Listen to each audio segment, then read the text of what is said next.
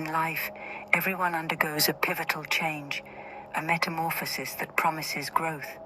However, transformations aren't always sprinkled with fairy dust. They demand strength and resilience.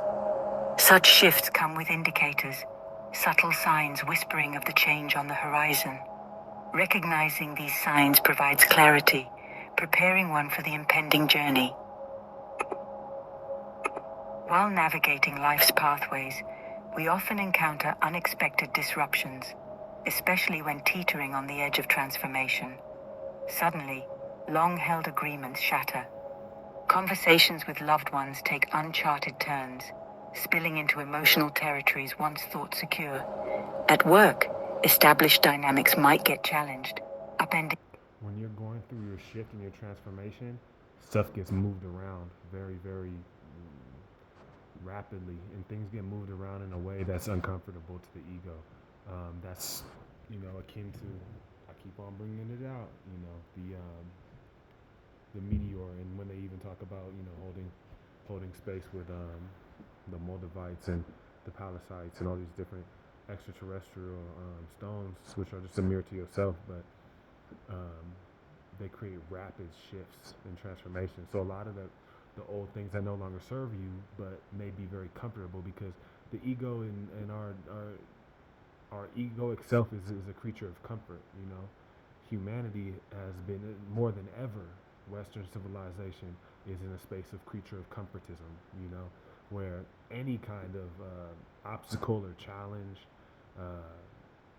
there's a lot of resistance to change for people, and that can really hinder the spiritual growth from taking place, because it's going to happen either way.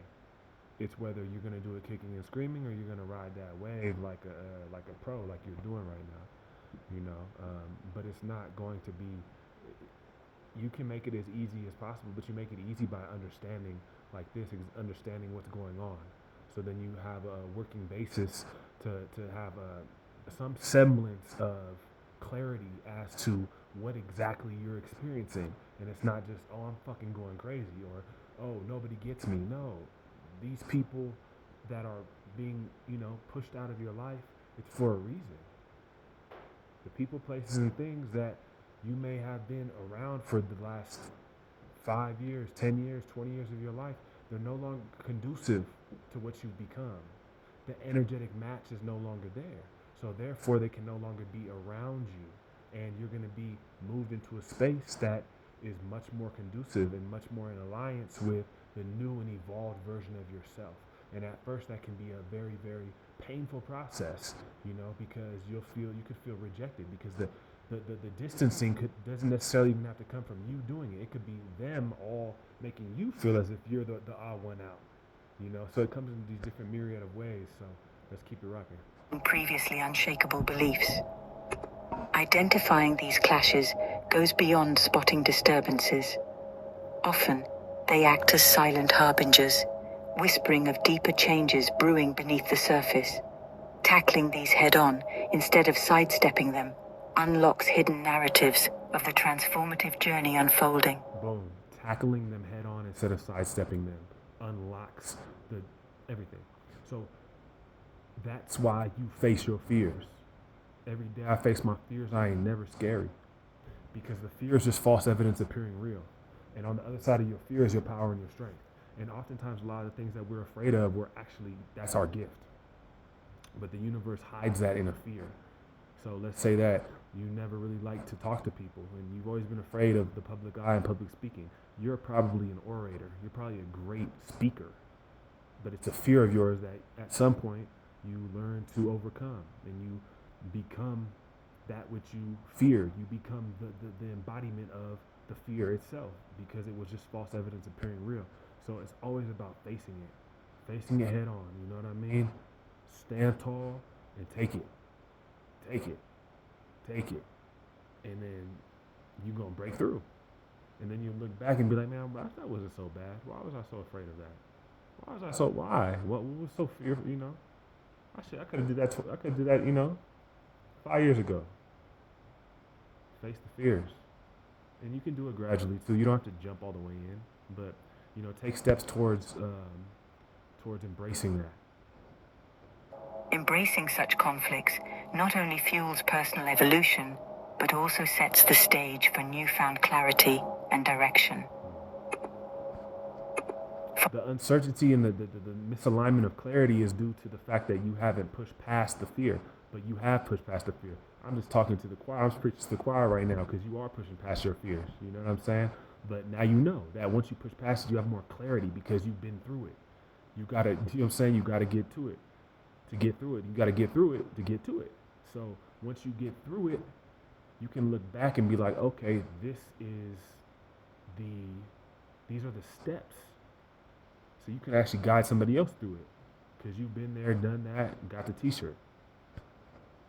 Following these tumultuous clashes, another signpost emerges, a pervasive feeling of being stuck.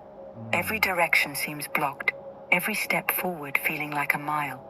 Ambitions once pursued with fervor now seem like distant stars, unattainable and remote. Tasks that once flowed seamlessly become burdensome, with a once clear path now appearing muddled. Perhaps the job, once a source of pride and fulfillment, starts to feel like a binding chain. Relationships, once comforting, begin to feel suffocating. Yet the thought of That's your higher self. That's your higher self giving you those inclinations and that feeling. And it feels like the world around you begins to crumble. It feels like you may be going crazy. It feels like all these things are against you, but really it's just your breakthrough. It's about you having the strength. You don't bend, you don't fold, you just keep going. And sometimes you don't even go. When you're in those moments that she just discussed, we know what that's like. A lot of those times is when you want to be still. You want to be still because you're right at the precipice of your breakthrough. You also could be in a 0-point field to where it's that standstill where everything seems so silent and like there's no momentum and no flow, even though you know you did all the things to make it happen. But your outside world is not reflecting that, and it seems stagnant, and it seems like there's no direction to go. No, that's you in the 0-point field of neutrality, of this stillness. And from that, you can quantum leap and quantum jump into new realities. abandoning that familiar cocoon is daunting. Delving deeper into these sentiments, we unearth not just obstacles, but also revelations. Often, these feelings aren't barriers, but bridges to introspection. Nestled within these moments of stagnation are golden opportunities for self-reflection. Boom. It's a time for stillness. It's a time for introspection, going within oneself. It's not always about go, go, go, do, do, do. It's about be, be, be, still, still, still. Me, me, me. But the real me, the I am consciousness. And going within that. And then you learn to listen to your heart. You learn to listen to your intuition. You learn to quiet the mind a bit and be led. You know, when your ego doesn't have a direction, if you're able to finally just silence that for a minute and trust and go within, then the answers begin to come. Seeking solitude, creating a space for self-dialogue, and listening to one's inner voice become crucial. By momentarily retreating from external stimuli, we grant ourselves the privilege of understanding the origins of this stasis. In the end, you cannot solve a problem from the same state of consciousness where which it was created by. Much in the same as you can't be deep inside of social media and these relationships and all that type of stuff and be able to find real deep answers. That's why it's talking about periods of solitude, periods of withdrawal, periods where you turn all that shit off. That's why I said the most powerful, profound time of my life was those 9 days in silence and drinking the mother and being in that. And even though my conscious mind couldn't even wrap around what the fuck was going on, you know something was happening, you know, and something happened. Ashe.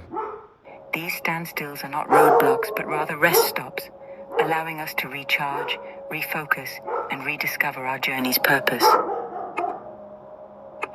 Noticing your eyelids becoming heavy more frequently than usual, or perhaps finding yourself staring at the ceiling, counting the hours till dawn.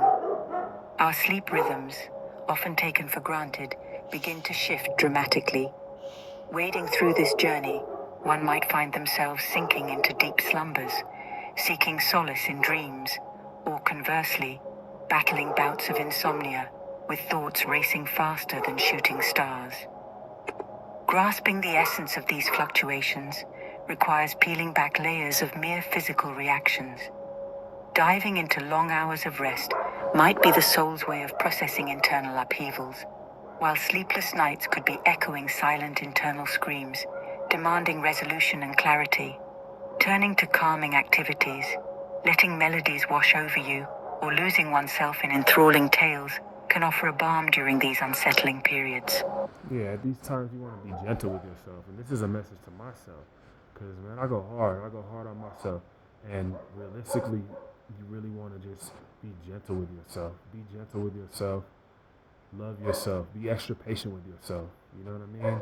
Don't let anything, because a lot of times too, when you're in those states, you'll hear a lot of external noise. You know what I mean? You hear a lot of shit going on outside, but really, this is the time for you to just breathe, be calm, and just know that your work and your job has already been done. Like, that's a beautiful thing to rest in. Think about that. Like, everything is already done for you. All you're doing is stepping into it. And you are stepping into it. I could keep going with this, but I like doing little short builds for y'all. And just know that you're doing the right thing. Every day you're doing the right thing. And the results of that are going to be immaculate. You're going to see. You're going to see. I say.